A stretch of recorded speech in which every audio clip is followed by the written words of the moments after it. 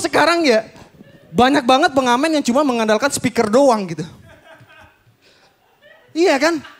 Banyak banget pengamen yang cuma ngandalin speaker doang. Terus maksa minta uang ke kita. Maksudnya apa spesialnya? Gue pengen tahu playlist lo gitu. Hah? Apa spesialnya? Gue juga bisa denger tahu. Gue bisa nyari di YouTube, di Spotify juga bisa gue. Kenapa? Apa spesialnya gitu?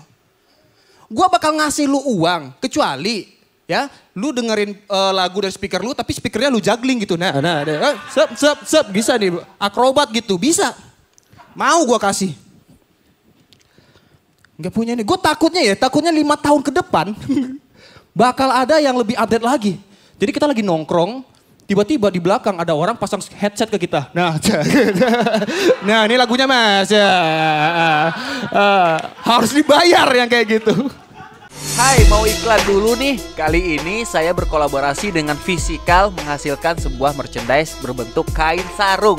Tuh, ini adalah kain sarung saya. Lihat, desainnya sangat bagus sekali dan bahannya sangat nyaman sekali. Cocok sekali untuk Anda para lelaki, untuk Jumatan biar keren. Untuk pemesanan silahkan cek di @physical atau link di bio Instagram saya @rinhermana. Gas dong!